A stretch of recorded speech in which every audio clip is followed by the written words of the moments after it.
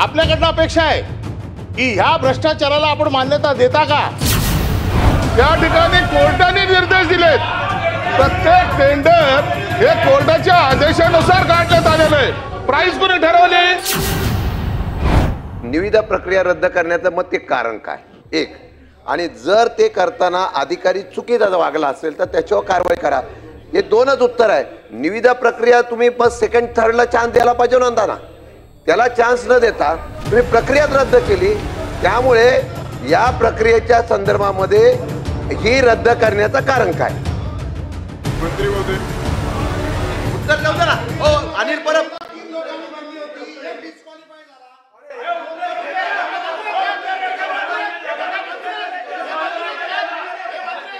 त्याचं म्हणणं सभापती महोदय, मुख्यमंत्री बोलतायत, आपण जरा बसा। नाही आताच जो विषय आला की महसूल मंत्र्यांनी सांगितलं की राष्ट्रीय स्वयंसेवकाचे कोण असतील त्यांचं नाव घेऊ नका, ते रेकॉर्डवरती काढा।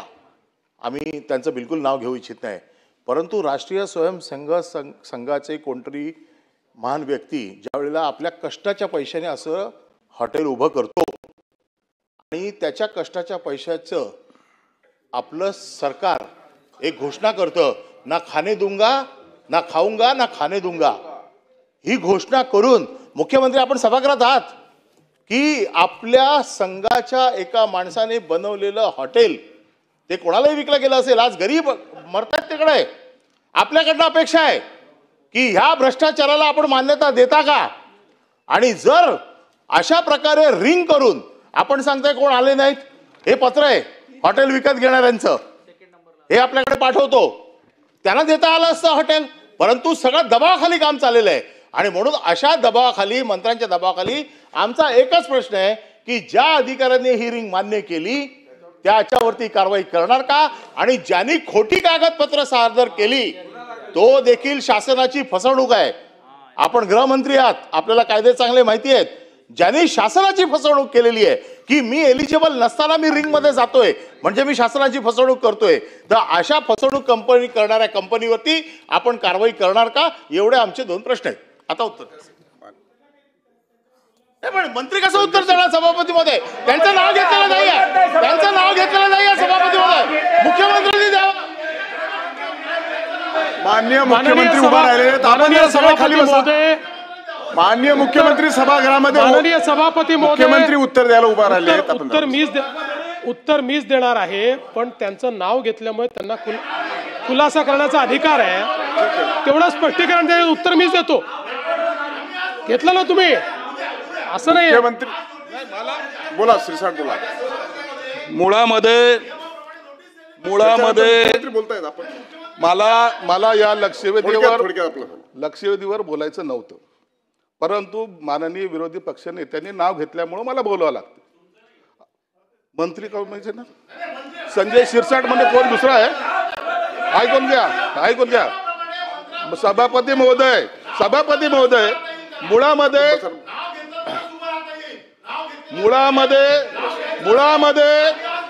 अरे का खोटं बोलता यार, कधीतरी ऐकून घ्या।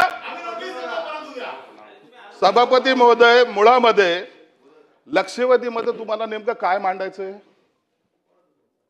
हॉटेलच्या किमतीबद्दल बोलायचंय, एजन्सीबद्दल बोलायचंय का अधिकाऱ्याबद्दल बोलायचं? एकदा ठरवून घ्या ना। मूळ मी बोलतो ना, आता मी बोलतोय, थोडं समजून घ्या। महाजन साहेब, पहिला मुद्दा आला की हॉटेलची किंमत ही कोणी काही महाशय सांगतात 130 झाली पाहिजे, 160 झाली पाहिजे, 200 झाली पाहिजे। मूळ तुम्ही समजून तर घ्या विषय काय आहे। एक हॉटेल स्थापन झाली 30 वर्षापूर्वी, काही भागधारक शेअर होल्डर एकत्रित आले, त्यांनी त्यात शेअर टाकले। ऐकून घ्या, पहिला विषय ऐकून घ्या। एकत्रित आले, एकत्रित आले, त्यांनी ती कंपनी स्थापन केली। ते झाल्यानंतर त्या भागधारकांना असं वाटलं की आम्हाला फसवलं गेलं, मग ते कोर्टात गेले। कोर्टामध्ये जाऊन त्यांनी विनंती केली की आम्हाला आमचे पैसे पाहिजेत, आम्ही जे पैसे या हॉटेलमध्ये टाकले ते पाहिजेत। आणि ही सगळी प्रोसेस जी आहे ती कोर्टाच्या माध्यमातून चालते, कोर्टाच्या माध्यमातून चालते. या ठिकाणी जे त्या ठिकाणी कोर्टाने आदेश दिलेले आहेत, हे या महसूल विभागाचं काम नाही. महसूल विभागाचा कर्मचारी त्या ठिकाणी त्यांना बोलता आलं.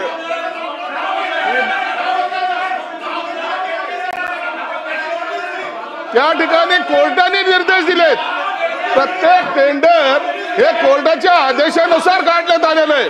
प्राइस कोणी ठरवली? प्राइस हे अधिकाऱ्याने ठरवलेली नाही. प्राइस हे कोर्टाने ठरवली. तुम्हाला जर विरोध करायचा असेल तर तुम्ही तो कोर्टाचा करा. कोर्टाने सांगितलंय 6 वेळेला टेंडर झालं, कोणीही आलं नाही. दर वेळेला टेंडर फ्लोट करताना कोर्टाची परमिशन घ्यावी लागते. कोर्टाची परमिशन घेतल्यानंतर टेंडर फ्लोट होते. अधिकाऱ्याचा त्याच्याशी काही संबंध नाही. दुसरा महत्वाचा आहे की कोणताही टेंडर मध्ये सहभाग घेत असताना नॉमिनल रक्कम भरावी लागते. ती किंमत 15 लाख रुपये असेल. त्याच्यामध्ये भाग घेतल्यानंतर जर ते मान्य झालं त्याच्यानंतर 25% रक्कम भरणे, त्याच्यानंतर 75% रक्कम भरणे. परंतु हे यांना ऐकायचंच नाहीये. यांना ऐकायचंच नाहीये. मुळामध्ये यांना ती प्रोसेस कळाली नाही. हे दलाली करण्याचं जे काम करतायत ना, यांना बेस नाहीये. यांना सांगावं.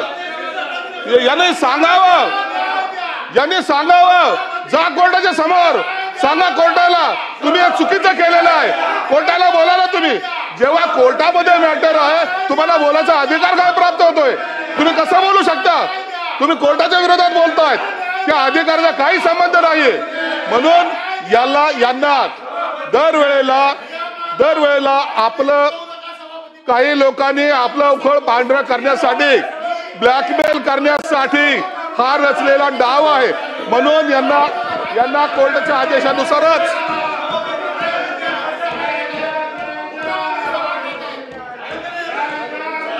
जागेवर बसा.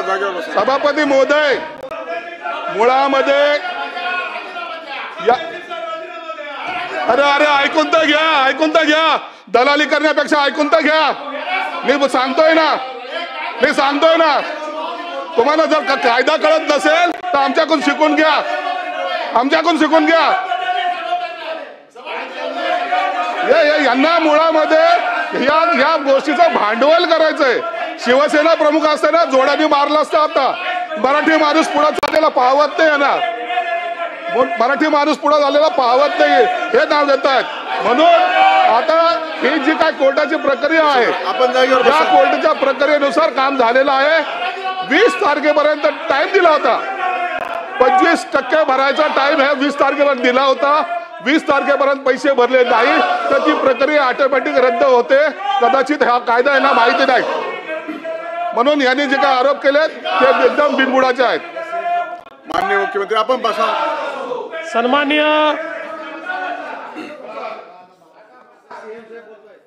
सन्माननीय सभापती महोदय,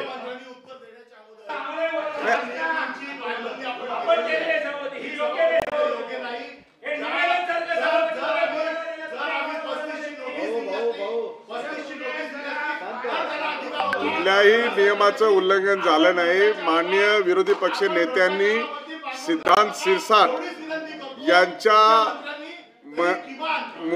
यांच्या मंत्री महोदयाच्या दबाव आहे का असा शब्द वापरल्यामुळे शिरसाट उभा राहिले आणि त्याचं क्लेरिफाय केलं. आता माननीय मुख्यमंत्री बोलतात आपण जरा बसा. आपण त्याचा नामोल्लेख केला नाही पण सिद्धांत शिरसाटचे वडील असं बोलले. कुठे माननीय चे वडील? अरे पूर्ण नाव घेतलं ना तुम्ही.